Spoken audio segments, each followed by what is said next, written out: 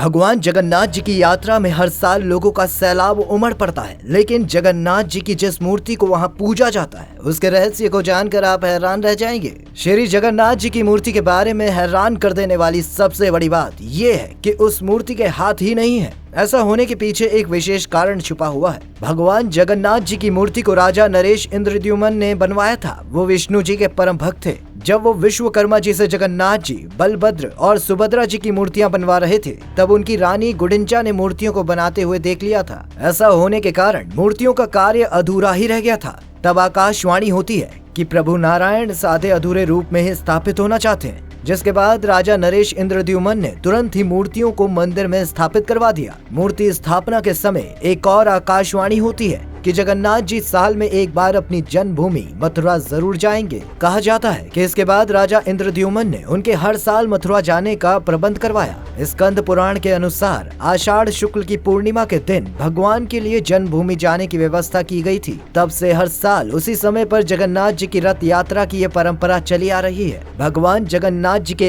इस मंदिर का इतिहास बहुत ही प्राचीन है। पहले द्वापर युग में वन पर्व में मंदिर के होने के प्रमाण मिले थे। इस मंदिर का निर्माण ईसा पूर्व 2 में किया गया था, लेकिन आज के समय में जिस मंदिर में पूजा की जाती है उसे 7वीं सदी में बनाया गया था, यानी 1174 ईस्वी में ओडिशा के राजा अनंग देव ने इसकी मरम्मत भी करवाई थी। इस मुख्य मंदिर के बगल में 30 छोटे बड़े मंदिरों का निर्माण भी करवाया गया था। वैसे हर साल निकलने वाली इस रथ यात्रा के लिए कुछ विशेष तरह की तैयारियां भी की जाती हैं। भगवान के रथ को बनाने के लिए नीम की लकड़ी का इस्तेमाल किया जाता है। इसे दारू की लकड़ी भी कहा जाता है। रथ को बनाने के समय किसी भी तरह की कील, कांटे या फिर धातु का प्रयोग नहीं किया जाता। रथ के निर्माण के लिए नीम की इस लकड़ी को बसंत पंचमी के दिन ही चुन लिया जाता है और फिर अक्षय तृतीया के दिन से रथ को बनाने का काम शुरू कर दिया जाता है। तीनों रथ बन जाने के बाद 4 पहनरा नाम का एक अनुष्ठान किया जाता है। इस अनुष्ठान में पूरी शहर के राजा आकर इन तीनों रथों की पूजा का कार्य संपन्न करते हैं। केवल इतना ही नहीं,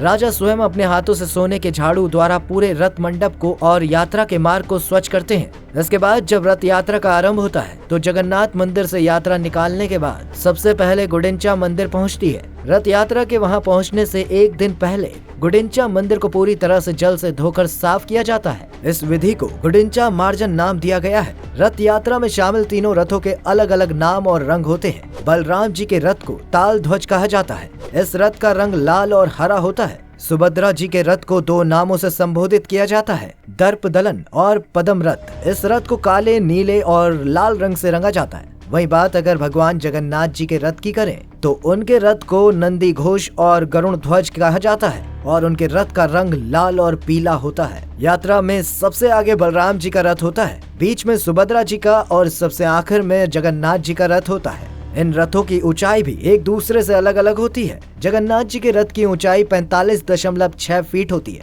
तो बलराम जी के रथ की ऊंचाई 45 फीट रहती है। वहीं बात अगर देवी सुभद्रा जी के रथ की करें तो वो 44.6 फीट ऊंचा होता है। ब्रह्म और स्कंद पुराण के अनुसार यहाँ पर भगवान नारायण ने पुरुषोत्तम नील माधव के रूप में जन्म लिया था। वो सबर जनजाति के देवता बने और कुछ समय बाद नील माधव को भगवान नारायण के 8वें अवतार लड्डू गोपाल के रूप में पूजा जाने लगा। इसके साथ ही उनके भाई बलभद्र और बहन सुभद्रा की भी पूजा होने लगी। बात अगर जगन्नाथ जी के मंदिर की करें तो इस मंदिर की ऊंचाई 214 फुट बताई जाती है, जिसके कारण मंदिर के गुंबद को देख पाना नामुमकिन होता है। मंदिर का क्षेत्रफल 4 लाख फुट से भी ज्यादा है। यह देश का सबसे बड़ा, ऊंचा और भव्य मंदिर माना जाता है। वहीं भगवान जगन्नाथ जी का प्रसाद बनाने की प्रक्रिया भी बेहद खास है। यहाँ 500 रसोइये अपने 300 सहकर्मियों के साथ मंदिर का प्रसाद बनाते हैं। यहाँ हर दिन लगभग 20,000 लोगों के लिए प्रसाद बनता है, लेकिन जब कोई त्योहार होता है तो 50,000 लोगों के लिए प्रसाद को बनाया जाता है। वैसे कहा तो ये भी जाता है कि इस मंदिर में 20 लाख लोग भी एक दिन के अंदर प्रसाद ग्रहण कर लेते हैं, क्योंकि अनोखी बात यह है कि यहाँ कभी भी प्रसाद कम नहीं पड़ता और ना ही अतिरिक्त बचता है। भगवान जगन्नाथ के मंदिर से जुड़ी ये बातें आपको कैसी लगी हमें कमेंट में जरूर बताइएगा। वीडियो को लाइक करिएगा, ज्यादा से ज्यादा शेयर करिएगा। आगे और भी ऐसी वीडियोस के लिए हमारे पेज को अभी फॉलो कीजिएगा।